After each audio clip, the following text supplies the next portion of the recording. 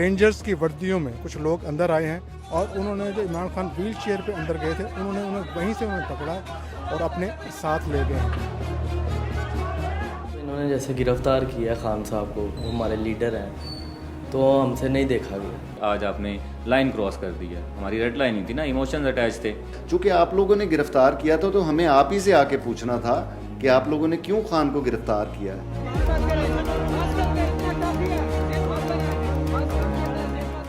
लोग इतने परेशान थे, रो रहे थे, लिटरली जैसे अल्लाह माफ करे कोई शिवर कर रहा है, बच्चे रो रहे हैं, जवान, और दुआएं कर रहे हैं कि कुछ करें।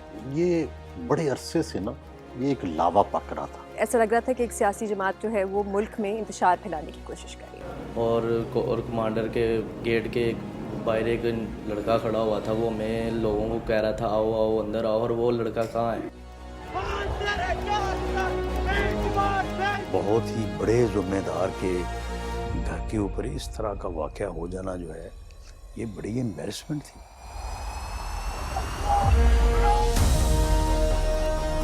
जो काम दुश्मन पिछले 76 साल से न कर सका, वो 9 मई को इन मुट्ठी भर शरपसंदों और उनके सहूलतकारों ने कर दिखाया। 1 साल पहले आज ही के रोज सोशल मीडिया और टीवी स्क्रीन्स इन विजुअल्स से भरे पड़े थे। ऐसी फुटेजेस हमने पहले भी कई बार देखी हैं, जलाओ घिराओ, तोड़ फोड़, सड़कें बंद और कैजुअल्टीज। लेकिन शायद ये पहली बार था कि ये सब कुछ कैंट्स के अंदर और मिलिट्री इंस्टॉलेशंस के सामने हो रहा था। इस इंसिडेंट से जुड़े लोग चाहे किसी भी कैपेसिटी में हों, वो 1 साल बाद क्या सोच रहे हैं, यही चंद जवाबात ढूंढने की हमने कोशिश की और जहां नहीं मिले वहां कुछ और सवाल छोड़ दिए।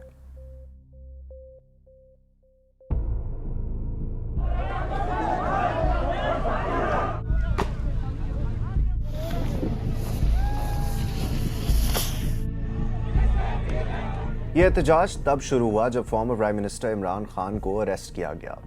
ऐसा नहीं था कि इमरान खान को अरेस्ट करने की कोशिश 9 मई से पहले ना की गई हो। जमान पार्क के अंदर पुलिस जो है वो काफी हद तक दाखिल होने में कामयाब हो चुकी है। ये हम आपको लाइव मनाजिर दिखा रहे हैं कारकुनान के, जो इस वक्त काफी बुरी सूरत हाल तसादुम की जो है वो हो चुकी है। पुलिस अगर उन्हें गिरफ्तार करने के लिए आती, पथराव, फायरिंग और पुलिस को ज़ख्मी भी किया गया, तो इन हालात में ये फ़ैसला किया गया कि उनके ख़िलाफ़ जो मुकदमात दर्ज हैं तो उनमें उनको गिरफ़्तार किया जाए। अरेस्ट की फुटेज वायरल होते पता भी नहीं लगा पीटीआई सपोर्टर्स का क्या रिएक्शन था। मैंने सबसे पहले ये जानने की कोशिश की। मुझे कहा गया था कि 4 से 5 लोग मुझसे बात करेंगे, लेकिन जब मैं एक गाड़ियों की वर्कशॉप में एंटर हुआ तो 20 से 30 लोग वहाँ मौजूद थे। कोई 3, कोई 5, कोई 9 माह जेल में रहा। सब अपनी अपनी स्टोरियाँ शेयर करना चाहते थे, लेकिन उनकी सेफ्टी को देखते हुए उनकी आइडेंटिटी को छुपाया गया है। तो उस वक्त जब टीवी पे देखा उन्हें पकड़ लिया गया, तो मैं अपने कॉलेज से वापस आ रहा था, मेडिकल स्टूडेंट हूँ मैं, तो कॉलेज से वापस आया हूँ मैं 12 बजे और 1:30-2 बजे ये न्यूज़ चली है। फौरी तौर पे मैंने अपनी बाइक पकड़ी है और मैं निकल के लिबर्टी चला गया हूँ। इवन मुझे ना कोई कहने वाला था कि आपने यहाँ पर आना है वहाँ पे आना, मुझे इतना पता था कि हाँ लिबर्टी में हमारे प्रोटेस्ट होते हैं, कोई भी प्रोटेस्ट करना होता है तो लिबर्टी जाना चाहिए। पुलिस और प्रोटेस्टर्स के दरमियान जो है ये बैक एंड फोर्थ जारी है। पुलिस उन पर चैलेंज कर रही है और वो उसका पुलिस को पकड़ाव कर रहे हैं।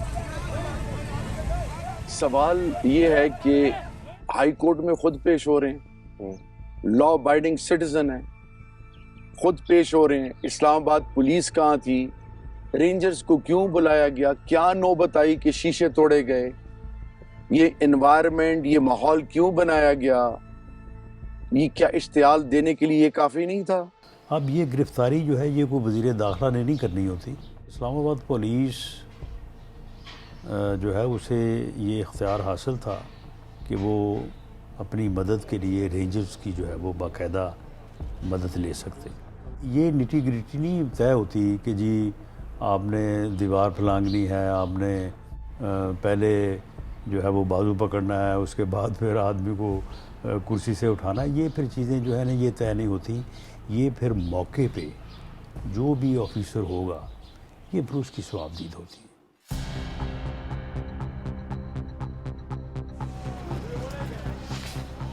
इन्होंने मकबूल तरीन लीडर हमारे हाईकॉर्ट इमरान खान पे इन्होंने हमला किया है।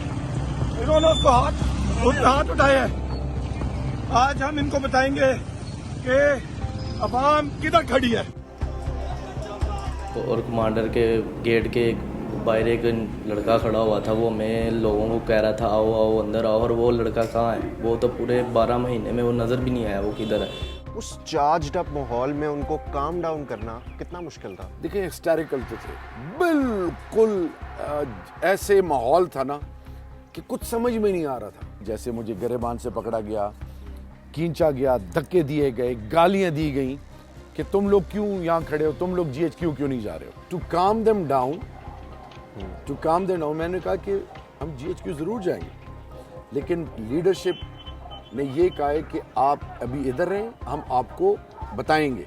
सियासी जमात तो एहतजाज करती है ना, ये तो एहतजाज था ही नहीं, ये तो इन्होंने मुल्क के दिफाई अदारे पे हमला किया। रेडियो पाकिस्तान की बिल्डिंग इन्होंने उसको आग लगा दी।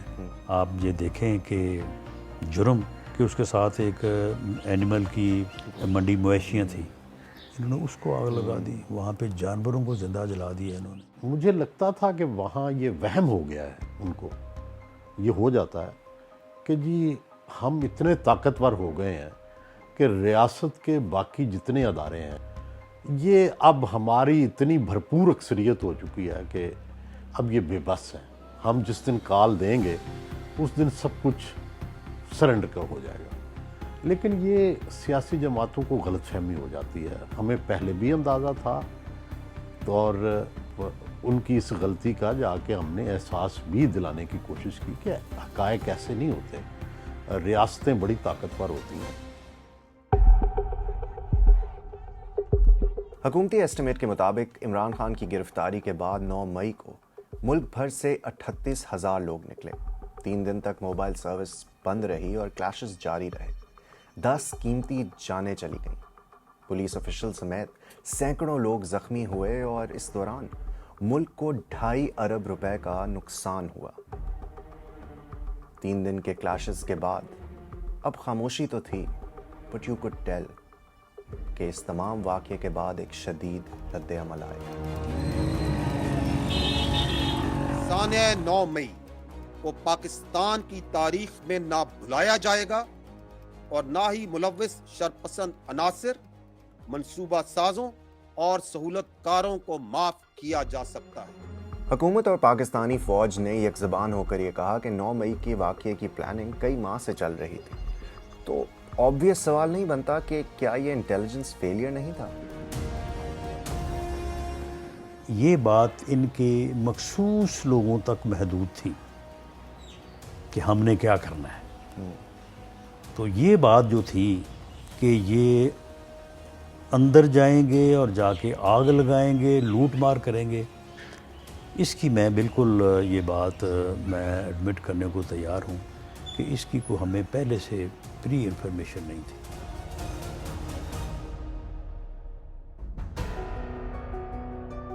उस वक्त की हुकूमत और पाकिस्तानी फ़ौज ने अपनी इंटेंशन बिल्कुल क्लियर कर दी थी और 9 मई के कुछ ही दिनों बाद ये ऐलान भी हुआ कि कुछ लोगों का ट्रायल मिलिट्री कोर्ट्स में चलाया जाएगा। फारूक और फहमीदा हैदर के बेटे को मिलिट्री कस्टडी में अब 1 साल होने वाला है। गिरफ्तारी के बाद उनकी पहली मुलाकात अपने बेटे से ईद वाले दिन हुई। आंसू देख के भी यहाँ तक लेकिन उससे बोला नहीं जा रहा। मैं कभी वो वक्त नहीं भूलूंगी, लेकिन वो तसल्लियां दे रहा था कि मैं बिल्कुल ठीक हूँ। मुझे कहता है देखो माँ मैं ठीक हूँ बिल्कुल, आप रोना नहीं है, परेशान नहीं होना। पीटीआई के कोई है थे, वजीर थे या क्या थे लोकल सतह पे, उन लोगों ने इन्हें मोटिवेट किया जी आप आज हमने एहतजाज वहाँ पे करना है, कोर कमांडर के पास जाके हम एहतजाज करेंगे जो मेरी मालूमात सब। वो आज जब वहाँ पे पहुँचे हैं तो वो बताता है बेटा कि वहाँ अंदर आग लगी हुई थी और धमाके हो रहे थे, और ये भी एक तजस्सुस का हमारा अंदर चला गया। अंदर जाके इसने जस्ट एक वो वीडियो बनाई अपनी एक सेल्फी बनाई, दैट्स इट। सिविल में ले हैं, हमें 100 साल सजा दें, हमें 10 साल दें, हम बेगुनाह हो जाएं, हमारी किस्मत, सिविल में करें जो भी करना है। पीटीआई के बहुत से लीडर्स और वर्कर्स को जहां गिरफ्तार किया गया, वहीं शहरियार आफरीदी को 15 मई को उनके बेडरूम से गिरफ्तार किया गया। मेरे घर के गेट को पलांग के आप अंदर आ रहे हैं और दरवाजे तोड़ रहे हैं, ऊपर जा रहे हैं, मेरी बच्चियां चीख रही हैं, मेरे कमरे में आप दरवाजा तोड़ के इंटर होते हैं, मुझे ड्रैग करते हैं। कई दफा इस तरह हुआ है कि जब मुख्तलिफ कपड़ों में नकाबपोश आते थे तो मेरी वाइफ और बच्चे सीसीटीवी कैमरा पे देख के तो पीछे से इस दरवाजे से आ जाते थे। अच्छा, इस दरवाजे से जब आते थे तो उनके पास ऑप्शन क्या होती थी? ऑप्शन ये होती थी, सामने ये एजेस देख रहे हैं जी, इन एजेस में इनके साथ पीछे चुप के बैठ जाना। माँ बेचारी डरी हुई, हर थोड़ी देर बाद जगह बदलना। अब मुझे बताएं ये क्या है? क्या पूरी उम्र वो भूल पाएंगे?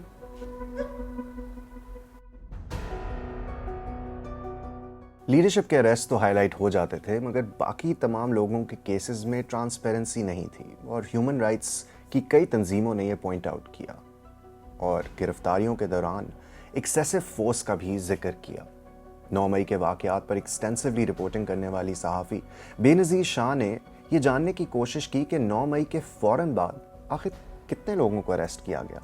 हमें पता चला कि वाकई में 9000 लोग थे। ये मैं बिल्कुल कुछ हफ्ते 9 मई के बाद की बात कर रही हूँ। 9000 लोग थे जो पूरे पाकिस्तान में गिरफ्तार हुए थे। उसके बाद से मैं कहूँगी कि जो डेटा है वो मिलना बड़ा मुश्किल हो गया था हमारे लिए। उन्हें कह रहे हैं हमने कुछ नहीं किया और हम पढ़े लिखे हैं डेफिनेटली। वो रिटन फॉर्म में क्या लिखा है, मैंने सब कुछ किया है। मैं उसका हाथ रोक के बोल रहा हूँ, सर आप ये लिख रहे हैं कि मैंने जलाओ घेराव किया है, मेरे पास डंडा था, मेरे पास सब कुछ था, जबकि मैं आपको कह रहा हूँ मैंने कुछ भी नहीं किया। मैं एक स्टूडेंट हूँ, मेरा करियर ख़त्म हो जाएगा, ना लिखिए। आगे से मुझे कह रहे हैं कि यार डॉक्टर छोड़, ये पाकिस्तान है, यहाँ ऐसा ही चलता है। बहुत जुल्म किया उन्होंने, हमारे दरवाजे तोड़े, कमरों में सारा तोड़ भन्न की, बदतमीज़ी की बहनों से। जैसे अब मैं जेल से बाहर आया हूँ ना, तो मुझे यकीन नहीं आ रहा था कि मैं अपने घर 5-6 दिन तो वही सोता था, तो वही सारा चलता था जेल में। जो हमारे साथ जुल्म में वो खाना मिलता था, ये मुर्गी हमें वो मिलती थी जो पिंजर ये फेंक देते हैं ना, वो हमें वहाँ पे खाने को मिलते थे। जब आप फोर्स को किसी काम पे भेजते हैं तो फिर हर आदमी के साथ आप बंधे तो नहीं होते।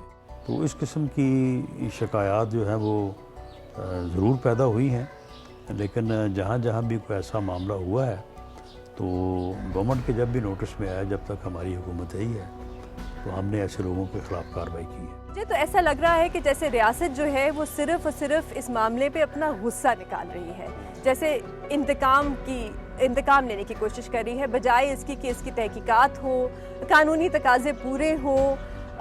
और आप ये भी देखें कि जो इंसानी हकूक़ हैं इस पूरे मामले में उनको बिल्कुल नज़रअंदाज कर दिया गया। वो ये ह्यूमन राइट्स वायलेशंस का वावेला मचा, इसके पीछे इसके 9 मई के सहूलतकार और मंसूबा साज नहीं छुप सकते।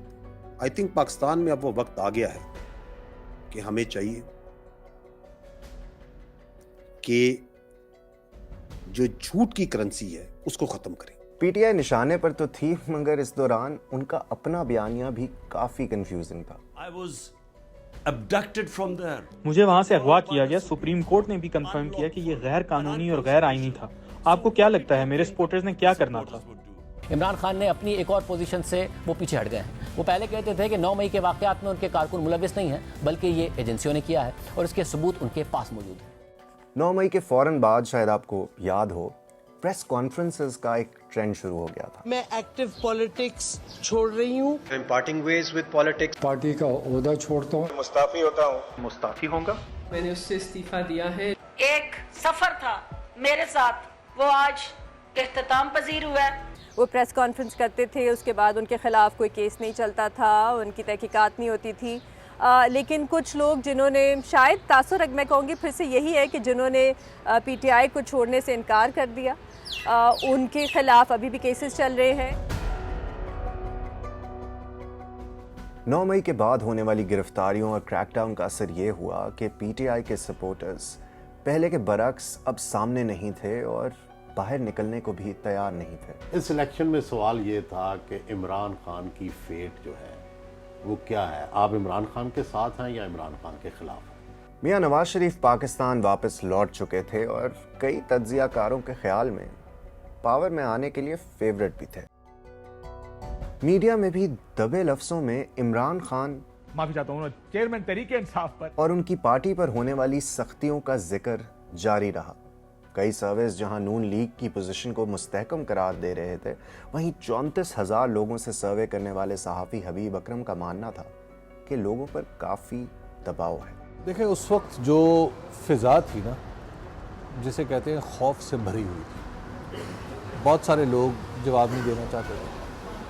बहुत सारे लोग, मैं जब कैमरे के साथ उनके सामने जाता था, उनसे सवाल पूछता था तो वो हटा देते थे। जो पीटीआई का वोटर है ना, वो 9 मई के बाद खौफ में तो रहा कि सड़क पे नहीं आया। लेकिन मेरी उस पूरे मतलब सर्वे में जो मैंने ऑब्ज़र्व किया वो ये है कि लोगों को, पीटीआई के वोटों को 9 मई के वाक़े के उस वर्जन पर यकीन है जो पीटीआई कहती है। इसके अंदर अजीबोगरीब, मैंने आम आदमी को पहली दफ़ा देखा कि उसके अंदर एक अजीबोगरीब हिकमत भी शामिल थी, जैसे दानाई, मसलहत, जैसे बुज़दिली और बहादुरी का कोई इम्तज़ाज।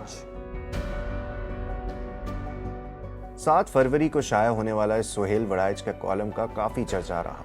उसमें क्लेम किया गया था कि इस्टेब्लिशमेंट की असेसमेंट में नून लीग 100 से 110 सीटें हासिल करेगी। ना सिर्फ ये असेसमेंट थी, बल्कि वही तो हुआ है। अब क्या हुआ, वही तो रिजल्ट आए हैं। आज की जो हुकूमत है, ये 2/3 मेजॉरिटी की हुकूमत है। यही मैंने लिखा था।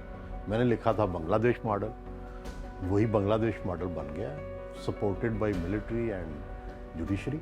एंटी एस्टेब्लिशमेंट वोट पड़ा होगा, लेकिन सवाल है कि अगर इमरान खान एस्टेब्लिशमेंट के साथ चला जाए तो फिर क्या होगा। 9 मई के केसेस का फैसला नहीं हुआ था।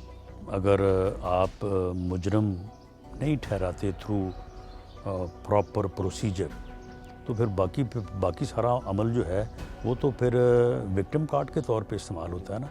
हमें ये बिल्कुल अंदाज़ा था कि इनका विक्टिम कार्ड जो है वो चलेगा, क्योंकि मज़ामत का वोट है, विक्टिम की हमदर्दी है।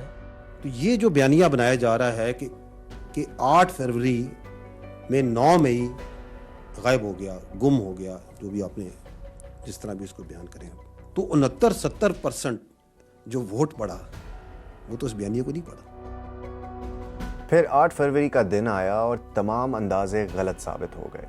नून लीग की हुकूमत बनी। इमरान खान अभी भी जेल में हैं, लेकिन PTI is very much in the picture. तो अब बात आगे कैसे बढ़े? मैं बात करूंगा, मेरी पार्टी बात करेगी आर्मी चीफ से, डीजीआई से, डीजीएमआई से। हम बात करेंगे कि हम पाकिस्तानी हैं।